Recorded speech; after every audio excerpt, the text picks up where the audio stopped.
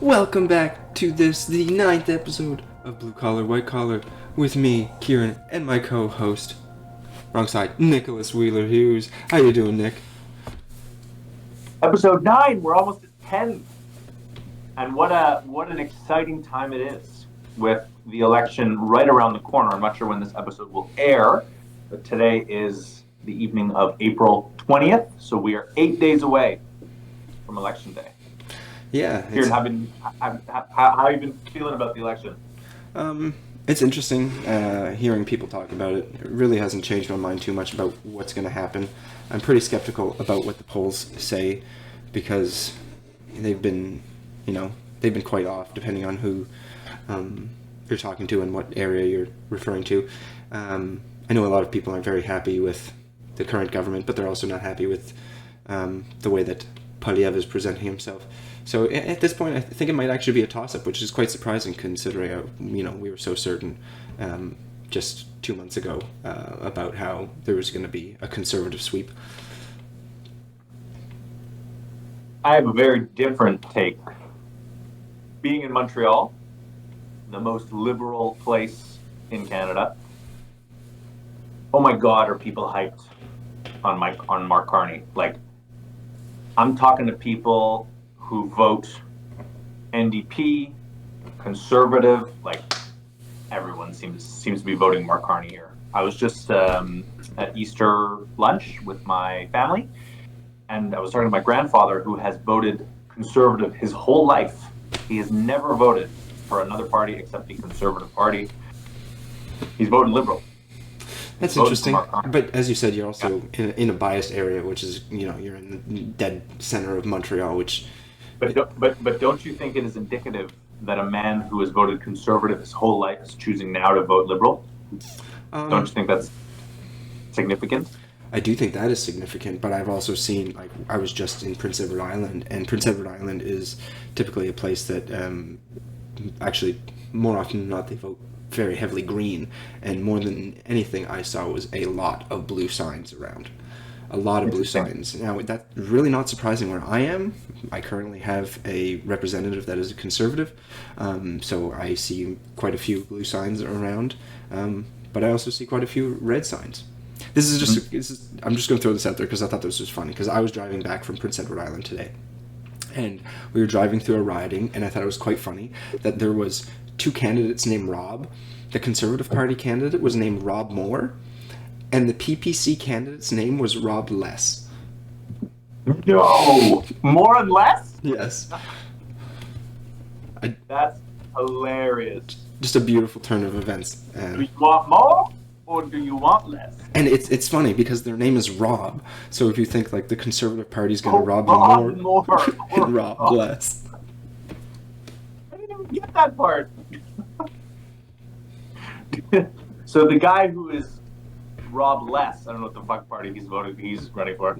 PPC, which is a typically more libertarian party. He's probably his whole thing has to be anti-crime, anti-crime, but also anti-government spending, which libertarians like myself would consider government taxation to be theft. So they want you to rob less.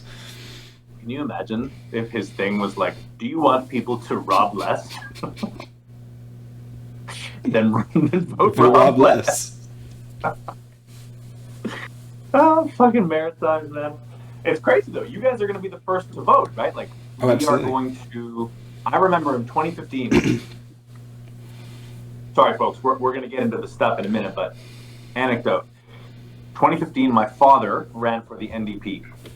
Not a great year for that. We were not sure because that was the 2015 who's going to replace Stephen Harper election. The polls 2 weeks prior to Election Day were heavily favoring Tom Mulcair. And in those last 2 weeks, there were a couple of big moments. I think the biggest one was that Justin Trudeau Tom Mulcair promised to balance the budget. And Trudeau said, fuck that, I'm going to spend a ton of money. And after 10 years of Harper fiscal conservatism, people were ready for big spending on big programs. And I think that Trudeau tapped into that in a way that Tom Mulcair failed to. He wins. But how did, the night of election night, you watch the polls close from east to west. Mm-hmm. So the Maritimes is the first place that you get a hint of what's going on. And we're watching, hoping, okay, we got to see some orange. We got to see some orange. Nope. All red. Oh yeah, the Maritimes in All that red. election, it was deep, deep, deep red. The entire, all of New Brunswick, I don't know about the other provinces, but all of New Brunswick went red that election. The closest riding to going to the Conservatives, interestingly enough, was the riding that I lived in at that time. Interesting.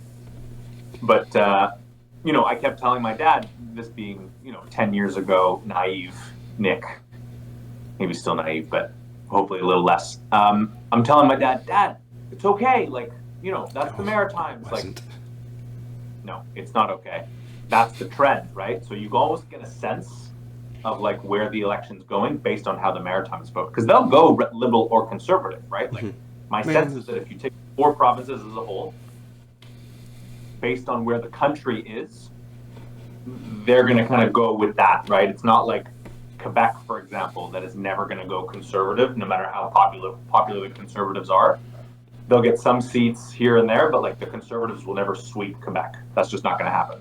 Whereas I feel as though either Liberal or Conservative, based on how people are feeling, can sweep the Maritimes. So close northern New Brunswick, at least, is a fairly consistently Liberal riding. So you could see an all red, but you'll never see all blue.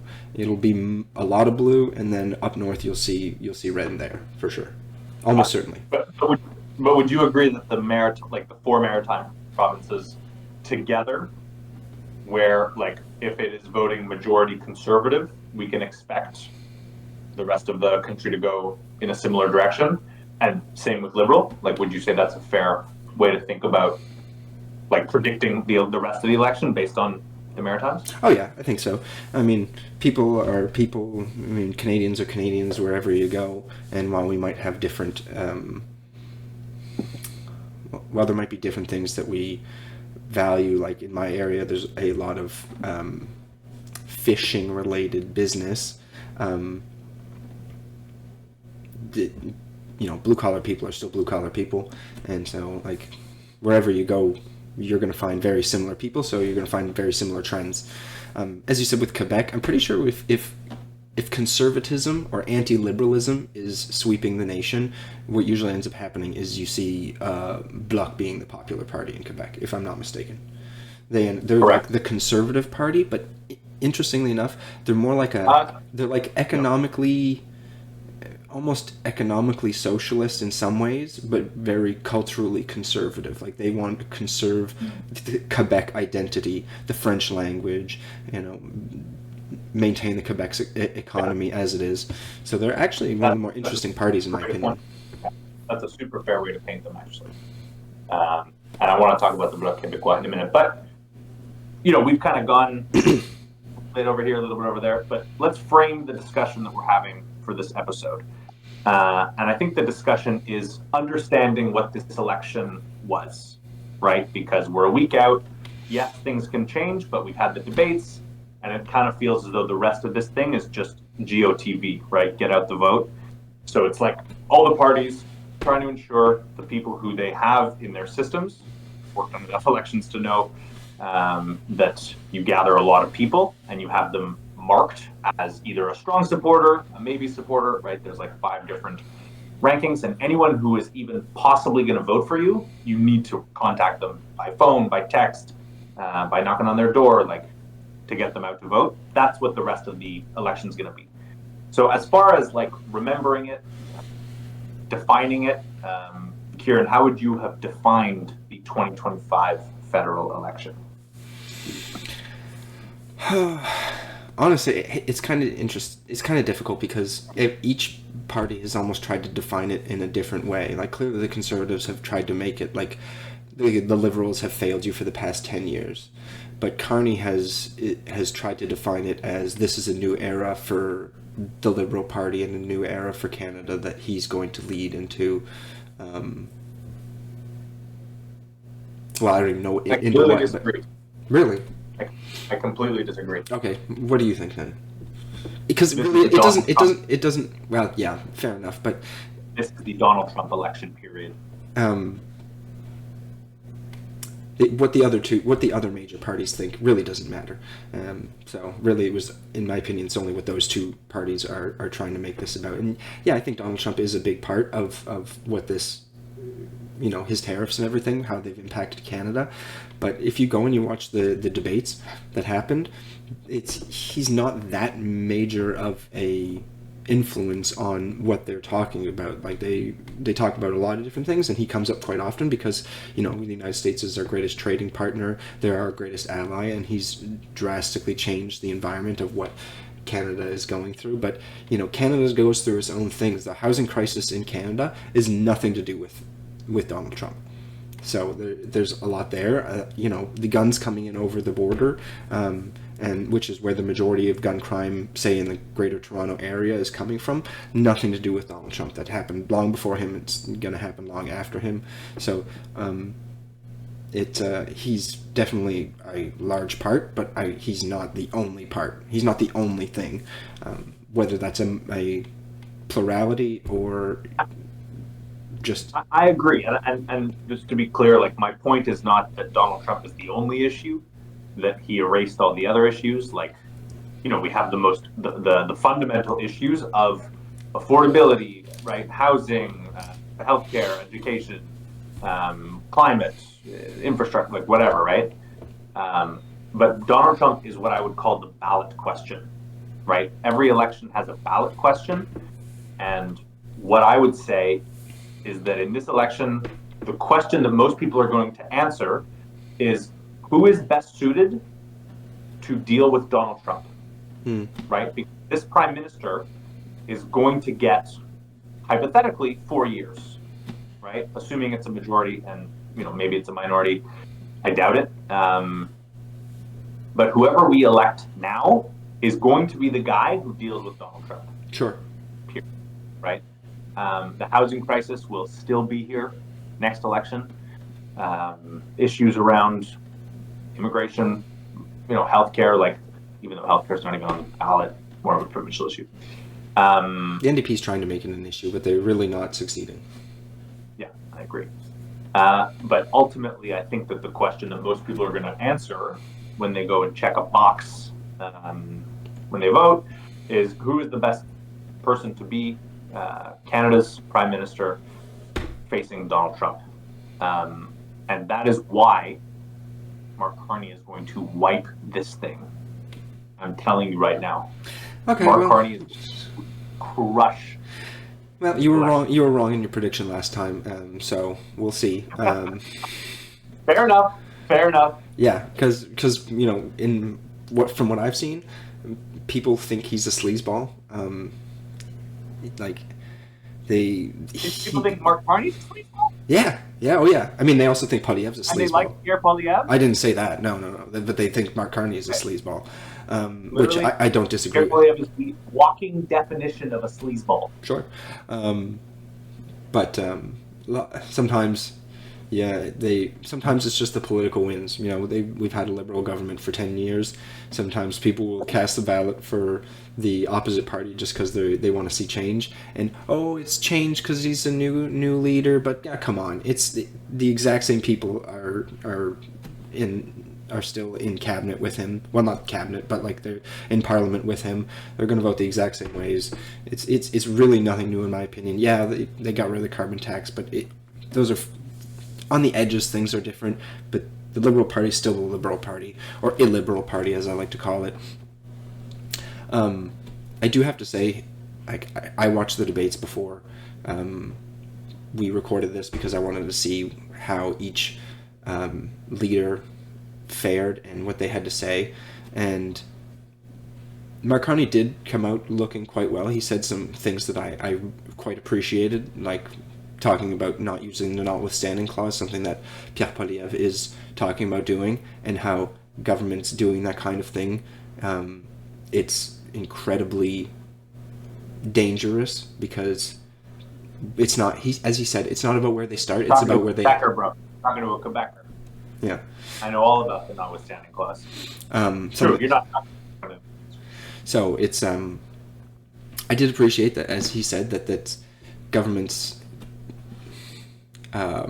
the threat of the notwithstanding clause is that governments will use it against the people, and he's entirely correct about that. But he's also a hypocrite. Well, I guess I don't know if you could call him a hypocrite, but his party is a hypocrite because they're the ones who, invoked the Emergencies Act when there was some trucks blocking Parliament, which was an extreme overstep, in my opinion, that could have been dealt with in a much simpler way. In fact, they pretty much got what they wanted shortly after anyway. Pierre Poilievre came out and said some things, but he really didn't change anyone's opinion of him from what I saw. I think the person who did the worst in the debates by far was Jagmeet Singh. He was constantly interrupting. He made himself seem like a petulant child half the time, in my opinion, from what I saw. I think he's done as the NDP leader. It was his performance in that debate he was grasping at straws to try and maintain relevance. And I think he ended up getting the least amount of speaking time, which is hilarious because the Bloc Québécois doesn't even have people running all across the country. It's quite sad. So he really needed to stand up better. Didn't you find in that debate that Mark Carney was just the main character? Oh, he absolutely was, but he's also the prime minister. The other three were just secondary characters, bro. They were all attacking him because Mark Carney is threatening all of their votes. Let's be super clear. The NDP and the Conservatives are not fighting for votes. No. The Conservatives and the Bloc are not fighting for votes. The NDP and the Bloc are not fighting for votes. All three parties are fighting with the Liberals for votes, right? The only place I would disagree... So much sense. Go ahead. I would disagree with the as you said, the Conservative and the Bloc. Because as I said, when the nation is leaning Conservative, Quebec goes Bloc, not Conservative. So the people who might vote Conservative would more likely lean Bloc. I'm telling you right now, the Conservatives are not going to perform well in Quebec. No, they're not. That's what I'm saying. Is that if the Bloc does not do well, the Conservatives might not do well, but the Liberals anyway. Maybe I'm proving your point. Yep. In a way, they're stealing votes away from the Conservatives because those votes would go Conservative if there wasn't a Bloc thing. If the Bloc Québécois was not a thing, then likely those people would vote Conservative. So maybe that's what I'm saying.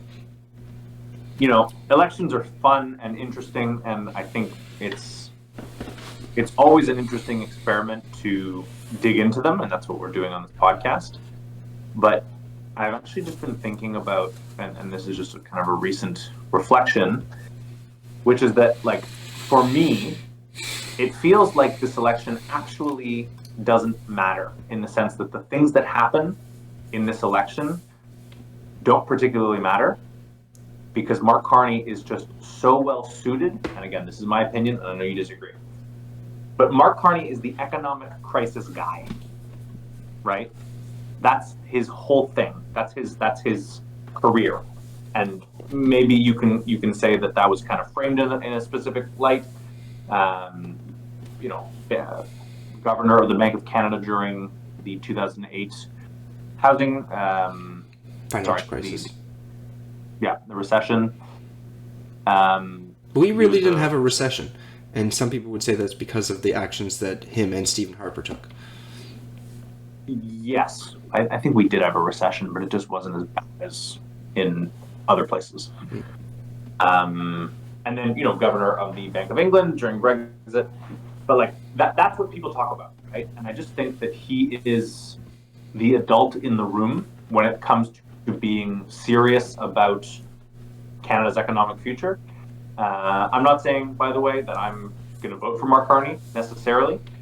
But if you're looking at the two leading candidates, the only two who have any shot of becoming prime minister, it feels to me as though Mark Carney is the guy who knows who you want in the room.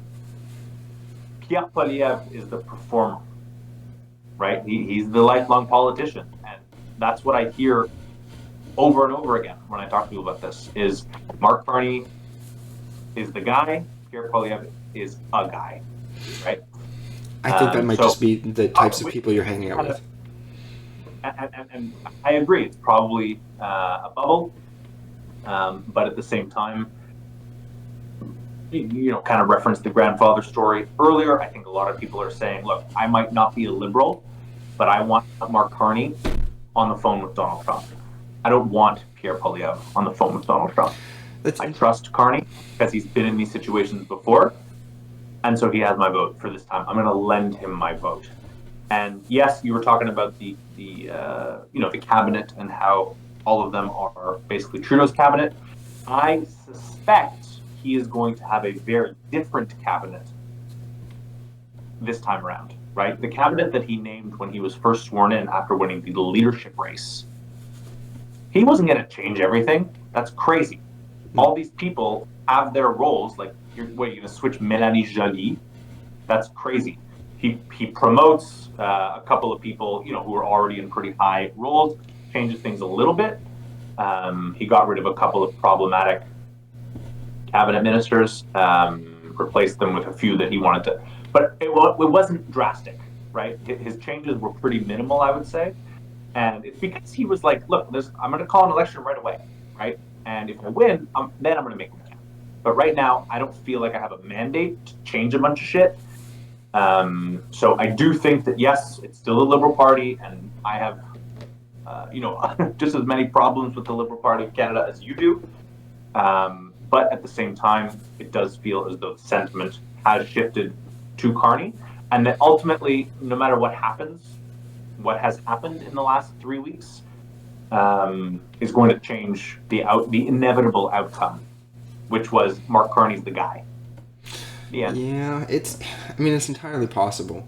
I'm going to Fredericton this upcoming weekend, and I'm going to see what that area looks like to kind of get a glimpse of what the rest of the or portion of this province is going to be like. As I said, I drove through southern New Brunswick. I'm coming for PEI, and to me it looked like Conservatives were going to be winning these areas. And if I go up to Fredericton, I drove through Moncton and St. John, and in my ridings, if I go up to Fredericton, that's like 85% of New Brunswick. So that'll give me a good idea. And if the Conservatives seem like they're doing well in that area, then I think that the trend is actually going to be across the country that the Conservatives are going to win in a minority government at this point. If the Liberals seem like they're more likely to take the Fredericton area, then I will probably be changing my mind on that. I don't know. It's hard to say, that's a drastic difference from, as I said, what we were talking about 2-3 months ago. Really, if you think about it, the most ingenious political decision that Justin Trudeau ever made was stepping down. The smartest political move he ever made in his political career was saying, I'm not fit for this job anymore. I disagree. Which is the point of the podcast, Kieran. No, we can agree on things. I agree, but I agree that we can agree. Justin Trudeau had Mark Carney in the wings, right? I think it's less about Trudeau stepping down as having this fucking guy ready to go, right? He's the guy. Had Justin Trudeau only had Chrystia Freeland in the wings, let's say she was the heir apparent, which a lot of people thought she would be, and she comes in, she gets smoked. I think she gets absolutely smoked. More than likely. So Trudeau's legacy is saved, by the fact that he got a few months with Trump, a couple months, maybe not even a full 2, I don't know. He stepped down before he even took office, so... That's not true. Yeah. He didn't... No. He announced he was stepping down before Donald Trump even took office. Really? Yeah, it was like January 6th. It was January 6th because I remembered. I was like, it's January 6th. Shit. Yeah. Are you sure about that? Because you may be right, actually. I'm not going to fight you if you're sure. Looking it up. I agree that Trudeau, handing the reins to Carney was a bad call. And the fact that the Liberals are... If you had told me last year, like even 6 months ago, the Liberals are going to form a majority government. Even if that's a possibility, it's possible that the Liberals form a majority government. I would have said, you're absolutely crazy. Because all of the historical precedents favor Pierre Poilievre, right? No last-minute switch has ever worked in Canada. It didn't work in the States. Why should it work here? The answer is very simple. Because Mark Carney isn't just another politician. Because they didn't just throw in a random nobody. They actually picked someone who has some experience and some intelligence, unlike another person who shall not be named, who was swapped in last minute. Yes, January 6, 2025, during a press conference outside. Are you referring to Kamala Harris? Are you referring to Kamala? Yes, of course. Okay. The difference is that they went from an old guy to... I don't blame Kamala for that, by the way. I just want to say it. I don't blame Kamala. The difference is they went from an old guy to a less old person, and Justin Trudeau went from a young guy to a older person. I don't think they're that far apart in age, Trudeau and Carney.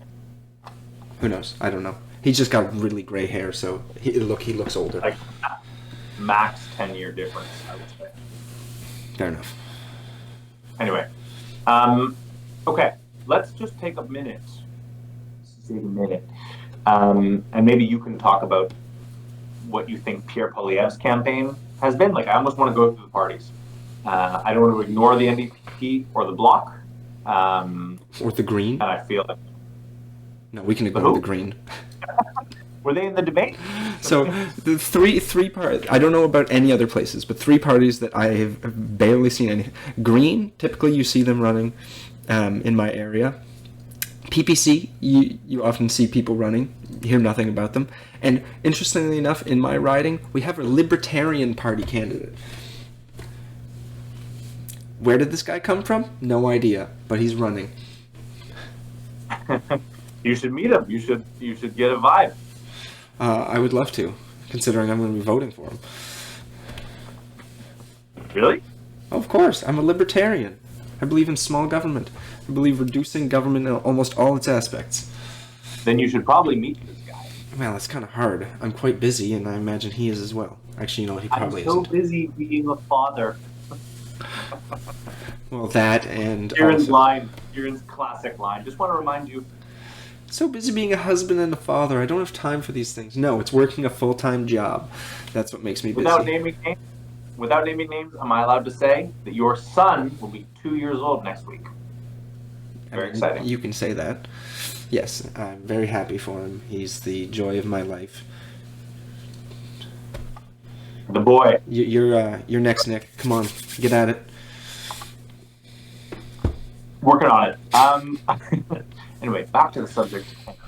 Okay, so what do I think the Conservative Party has been about? As I said, the Conservative Party... Let's say that my thing just now was the Liberal thing, right? That whole Mark Carney spiel, that's the Liberal thing. So now you hit me with the Conservative, and then we can kind of talk Bloc. We'll talk Bloc and NDP after that. But give me your Conservative view. The Conservative campaign is a very easy one. It is the last 10 years of the Liberal government, the Justin Trudeau, the last 10 years, as Pierre Poilievre puts it, has destroyed Canada. That is the campaign. They have failed you for the last 10 years, and I will fix the issues. Now, as a libertarian, I don't believe that he will be able to fix the issues that the Justin Trudeau administration has caused, but that is the campaign that he is running on. He's running on all the failures of... Quick pause. Your sound is bad. You're like rubbing something. Oh. Yeah, Stop sorry. that. Yeah, it's been... The Conservative campaign is 100% just Justin Trudeau, and the last 10 years of the Liberal Party has been terrible for Canada. We need change. That's all it is. That's all it comes down to. It doesn't matter what his positions are. It doesn't matter what he wants to run on. That's all he could say. That's all he needs to say. And whether or not people vote for the Conservatives or not depends on whether they think that Mark Carney is a big enough change to address those issues. That's the key word, right? That's the key word of the new Conservative, because they've pivoted, right? They were so ready for the Justin Trudeau election, and now they've had to pivot. And their thing, what they've landed on, and I don't think it's super strong, is change. That's the key word, right? And what Pierre Pierre will say over and over and over again, and to your point, is 10 years of a Liberal government, right? He wants you to think, and maybe he's right, that a Mark Carney government is not all that different from a Trudeau government. My problem with that is that Mark Carney is fundamentally a different candidate than Justin Trudeau. Oh, I agree. He's changed the identity of this party. And so you could argue that you're already getting change with the Liberals. You're getting change. You're not voting for the same Liberal Party that you just voted for the last decade. It's a completely different, far more conservative, or at least centrist, economically focused, low spending government, right? He's taken some of Pierre Poilievre's ideas. Yeah, it's in fact quite reminiscent of how Kamala Harris started to lean right on the immigration issue. In fact, in the debates, if you go back and you listen, every single party is more to the right than they were even a year and a half ago. That's right, the pendulum, baby. The pendulum. Yeah. Mark Carney seems to want to develop our natural resources more than Justin Trudeau ever did. I don't know how he talks as if he wants a pipeline, not nearly as much as Pierre Poilievre wants to develop a pipeline. I think developing our natural resources is the best way for Canada to come back from the economic crisis that we seem to be heading towards. Even the NDP is, being border hawkish. The Bloc Québécois, they're always culturally conservative, so that's not really all that surprising. But yeah, all the major parties have leaned to the right, and that's definitely going to hurt the Conservatives because they're pecking off the Liberals are going to be pecking off a lot of votes from them. I see what you're doing. I understand. Keep talking. That's basically all I was going to say. I was going to turn it over to you in a second, but you seem like you're a little busy, so I'm going to keep rambling for a little longer. You can talk for like 60 more seconds. Interesting, during the debates, I actually found the person who came off the best as a leader, even though he said he did not want to be the leader of Canada, was Yves-François Blanchet. The guy. And you know that he left a good impression because I can actually say his full name. That's pretty big. He left a really good impression on me. I consider myself, and these are somewhat contradictory terms, a populist libertarian. So the things that the government does, I think, need to benefit the working people of Canada. And I think in many ways the Bloc Québécois is that, but they also have some culturally conservative things that I don't agree with as well, like with their religious policies and whatnot. This is me transferring into the Bloc portion of the discussion because you said you wanted to do that. Well, I do want to talk about the Bloc, and many of our viewers may not be. Many of our 5 viewers may not be from Quebec. One of them is, and it's you. One of them is, and it's me. Although I don't actually watch them, surprisingly. Wow, no wonder our viewership's terrible. I get to live them. The Bloc Québécois represents a faction of Quebec that is also represented at the provincial level, right? For many, many decades, that was the Parti Québécois. Now it is the CAQ, the Coalition Avenir Québec, who are different in some ways, but similar in many other ways. And the biggest similarity is that they represent the unique, the distinct Quebec culture. Mm-hmm. And I think that because it is so unique, because the concept of the Bloc Québécois is crazy, right? Let's just kind of pause for a minute and think to ourselves, this is a political party at the federal level that only runs candidates in one province. Mm-hmm. Their goal is not to form government. It is to hopefully hold some balance of power in a minority government, or at least have a marginal influence in a majority government. I have a question. Is it even theoretically possible for them to form government? How many seats does Quebec have? I was actually going to ask my father this today because I don't know federally how many. I think it's 80-something. Provincially, it's 125, and I know that the federal ridings are slightly bigger than the provincial ridings. So I'm thinking it's in the 80 region. I think Ontario has north of 100, and then the rest are like Alberta, BC are 40-ish. I'm not 100% sure. I think we have like 12 in New Brunswick. Yeah, let's say it's like 80 something. A lot of that is kind of in the more rural regions, rural suburban regions, where this sentiment is very powerful, and the Bloc Québécois taps into that and do well based on who the leader is, based on the state of the party. They have 30-something seats right now out of 80-something. The Liberals have more, and then there's a few Conservative seats, I think, one NDP seat. But the kind of Trump question, the ballot question, as I referred to earlier, has affected Quebec in a couple of ways. There is a stronger federalist sentiment now than there used to be, in the sense that Quebec feels more connected to Team Canada than they had. Yeah, and that's go ahead.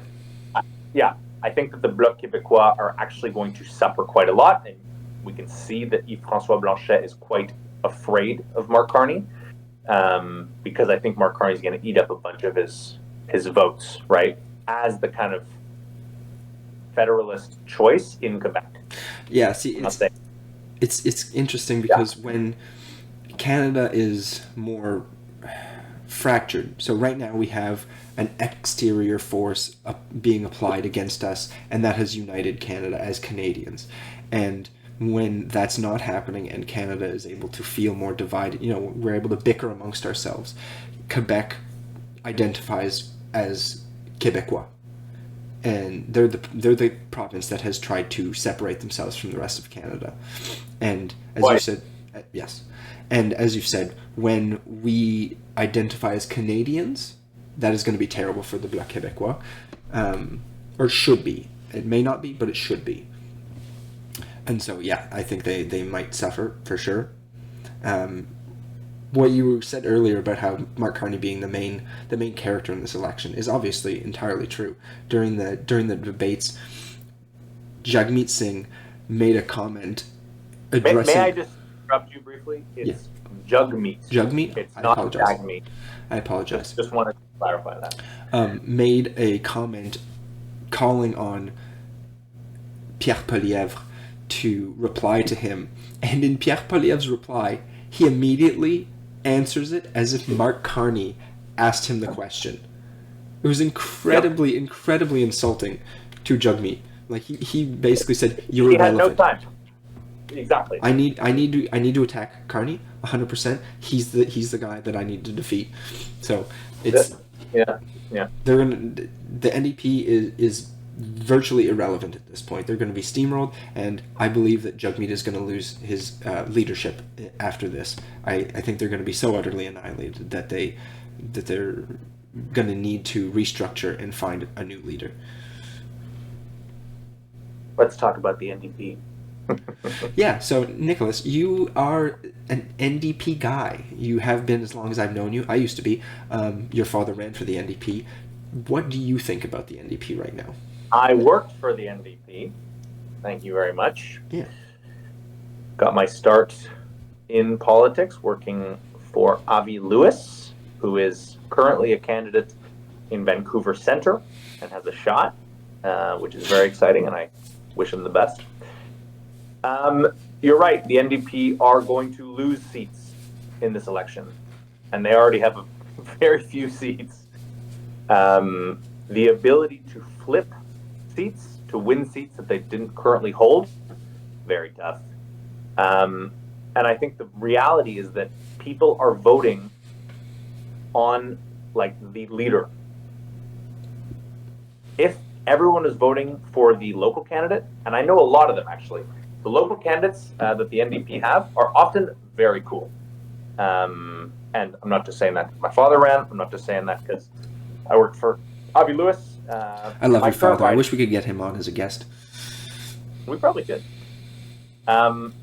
my current, NDG Westmount is my riding in Montreal. And it's a buddy of mine who is running a friend from elementary school who I've stayed in touch with, Malcolm. Used to come to my Yu-Gi-Oh parties when I was a kid. Outing yourself. My birthday party. Yeah. Eventually, it just turned out to be me and Kieran were having our own Yu-Gi-Oh party. Remember those tournaments? Those were fun tournaments. Come on, Monday nights, I think. Yes, it was Monday nights. That's where you told me the gay cow joke. That's right. Hey, Kieran, what a gay cows eat. Hey. Is that PC? Are we gonna get canceled for that? Man, I work. I'm blue collar. That's like the least offensive thing that my coworkers will have heard in the last 8 years. This is a bit of a tangent. I've been reflecting a lot on kind of PC culture, wokeness, discussion for another time. I'd love to talk about that on the podcast. I think it's a great topic because I think it's been terrible for the left. I'm sure you have a lot of thoughts on it too. And I think we have very different opinions, and I think that would make for a rich discussion. Ooh, after the election then. Well, we actually have to do an election recap, and then after the election we can talk about it. Yeah. We're talking June, July, folks. Yeah, because we only do one of these a month because we're lazy. That's right. No, we're busy. Because I'm busy. Because I'm a husband and a father. You're a husband, a father, and a worker. This guy's got no time. I'm a union guy. I got to go to union meetings. I am a shop steward.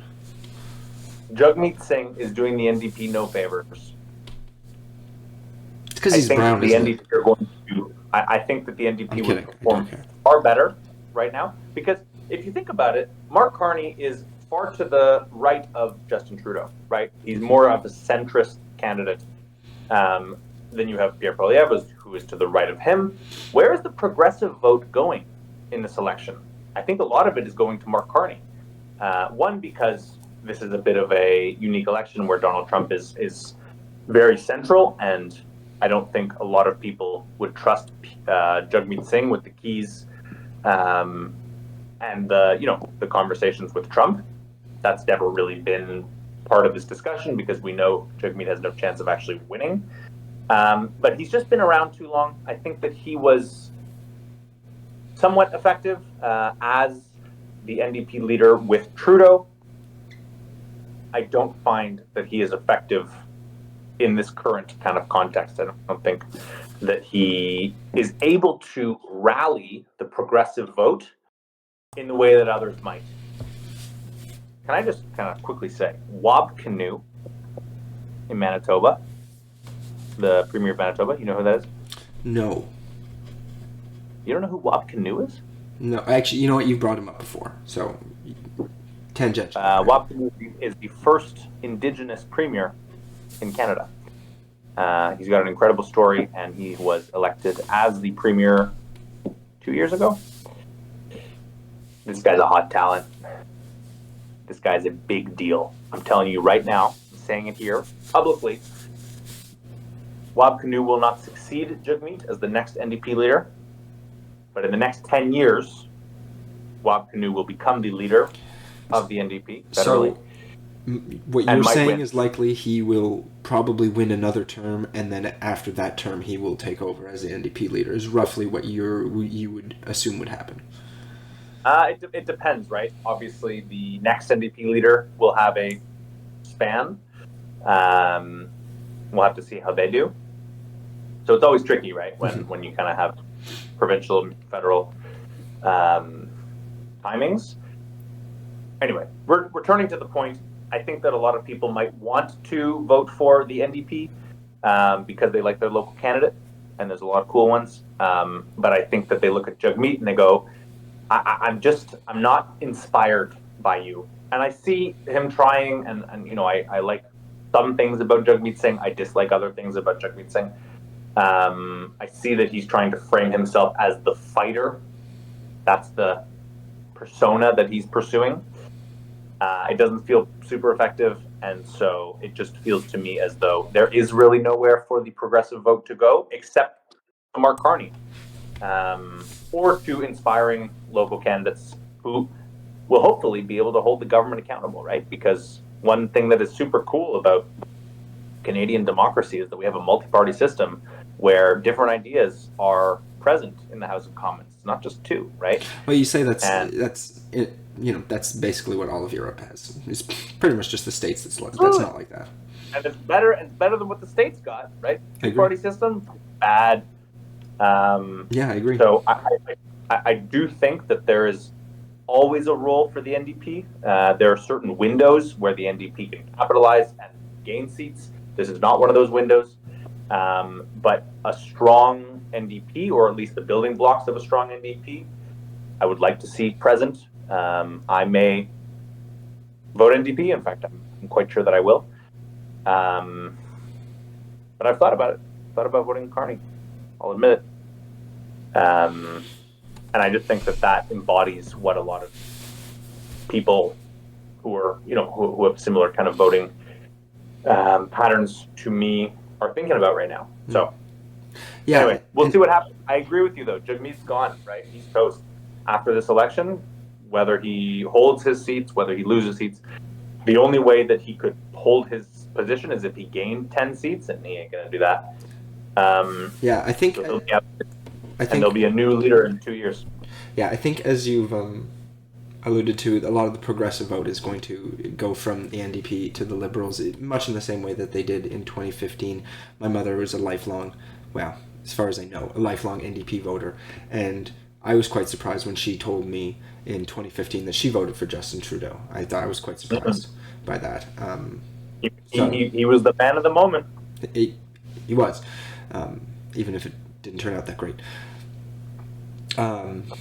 It's in the end, it's going to come down to in my opinion, it's going to come down to, do people think that Mark Carney is the guy, / is he a big enough change from Justin Trudeau's administration?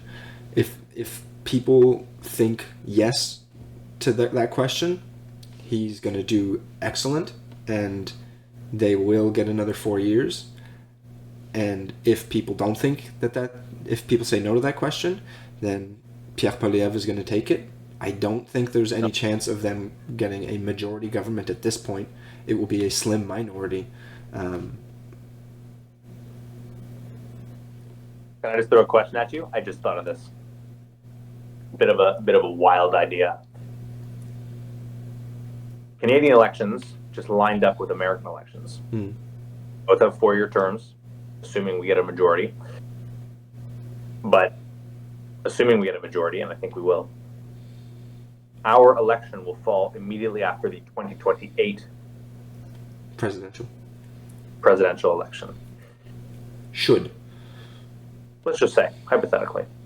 If it's a majority, it will. Do you think Canada is just voting based on the U.S. now? Is that a possibility? That we just choose the right prime minister based on the president they just chose? It's definitely possible. It's actually interesting because we were doing it the other way, where we had our elections the year before they did. 2015. Yeah, they don't give a fuck about us. 26. No. And I actually really like that better, because we weren't just going off of what they were doing. And I think. Yeah, but the United States is changed forever. I mean, every time a party takes power, they change the country. No, but don't under recognize, it's the wrong term, but Trump. We're voting based on Trump. That's the ballot question, right? We weren't voting based on Biden, right? Or we in 2021 we had an election. Biden, how to deal with Joe Biden was not the question. But the United States is changing to a point where they are becoming, I hate to say it, authoritarian, right? Now, if the Democrats can get their shit together, the right word.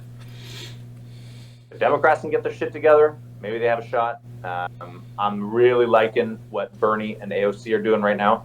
I think that the kind of centrist Obama, Joe Biden, Hillary Clinton, Kamala Harris party is fucking stupid, and they need to change. But even if, let's say, crazy, and it's not going to happen, Alexandria Ocasio-Cortez becomes president, we're going to vote based on that, right? She's going to be changing all kinds of shit, and we're going to be wanting to adapt to someone who is an extremely progressive, almost not open border, but higher immigration, huge attack on wealthy individuals, right? Wealth inequality being probably their most central issue with the kind of whole fight oligarchy thing. Like, would we vote on that? That's my point. Would we vote to choose the right prime minister based on a J.D. Vance presidency, an Alexandria Ocasio-Cortez presidency, a Gavin Newsom presidency? Like, you almost threw up in your mouth when I said I did. Yes. Ugh. That man's hair is 80% grease. Dude, that guy's gonna star in the next James Bond movie. As the villain. That's the villain. Who just charges high taxes and doesn't do shit. Yes. You understand how California works now. No, I think... Yeah, that's the guy who lives in rural New Brunswick. I don't think that we are... I think this election is special. I don't think that Canadians just vote based off of how the Americans have voted. Part of the reason that this is happening is Donald Trump had a massive mandate. They won everything across the board and are doing wild things that are making us react. Maybe... Well, 51st state, tariffs. Yeah. He's forcing us to react. Exactly. No choice. I don't think that even if it's a J.D. Vance or AOC or whoever, I don't think, even if they have I think only if they have a giant landslide win, sweep the House, sweep the Senate, start doing radical changes, maybe then we react to them. But I feel like this year and last year are an exception to that. I think the stuff that he's doing is forcing us to react, so we're reacting. I agree. If the election happened in October when it was supposed to, I don't know if we would be doing the same thing even. In the previous podcast, I've said Mark Carney's best chances is if he has an election as soon as possible, because there's less time for us to see the cracks in his character, in his governing style, in his governing ability. So doing it now is the best thing for him, and it's also the best thing for him because people can say, yeah, I think he can stand up to Trump. 8 months from now, or whenever, when would it be? 6 months from now, in October, I think we would have more information about that. People would be able to see. Maybe it would stay the same, but I think it would have been better for the Conservatives had the election waited till October. I'm going to suggest we call it here. I have really got to pee. But also, I do feel like we've covered all the bases. And, there's 1 week to go. All the parties are going to be mobilizing their votes, their voters. And I hope that anyone listening is planning to vote, no matter what. Of you. Yeah, that's right. It doesn't matter whether you don't believe your vote matters. It doesn't matter whether you live in a democracy. And this is more to you, Kieran, than just a discussion. I think when you live in a democracy, you need to appreciate that you live in a democracy. I agree. Right? Yes, it's imperfect. I've heard so many people say, all the candidates are bad. I'm not really excited about anyone. I don't really want to vote. Fuck you. When people stop showing up to vote, it creates an opportunity for, more authoritarian candidates to seize power, right? And I just think that participating in a democracy, even if you want to go to the voting box, the voting booth and write, "I hate all candidates." At least you are making your voice heard, right? So show up, no matter what. Show up, vote. Hopefully we get proportional representation, and it allows you to vote for who you believe in and less against, because strategic voting is such a huge thing in Canada. I just think that voting is such a powerful thing to do and such a privilege, right? Because people have died for democracy. There are a lot of countries who look at us and other democracies and say, I want that. And we got problems, but like, damn, are we ever better off than a lot of other places? And it's partly because we have a democracy, right? So be part of it, because you're blessed to be part of it. I agree with that, and to what you were saying about voting, no matter what, even if you vote none of these people, there's a reason that I support the concept that that there should be a nobody, none of the above option, and if that is the winning vote, then the entire riding has to choose new people and go again. That's funny. If there's a box that's like the fuck you box. Yeah. Say these people all suck. I want to do over. They need to select new candidates and they need to run it over again. Unfortunately, that makes some complications. Imagine if that riding is the one everyone's waiting on. I like that. And I would like to close on this. To go off what you said, we live in a democracy. Democracies are built off the concept of people who have disagreeing opinions coming together and talking about it. And I would like to advocate anyone who's considering cutting people out of their lives based off of how they are deciding to vote and how others are deciding to vote. I would like you to rethink that, because those people, that's the only way you're ever going to learn new things, is to open your mind to different perspectives, whether they're family or friends. These people might care about you. Just because they have a different philosophy, worldview, that doesn't mean that you should cut them out of your life. It's important that we talk to each other. We're all Canadians. If we stop talking to each other, the next step is violence. And we can't have violence in a democracy. That is the last thing that we need. Just gave me shivers. That was a very beautiful message. True. And that's the point of this podcast, right? If Kieran and I were of the mindset that you should cut out people who disagree with you, Kieran and I would not be friends.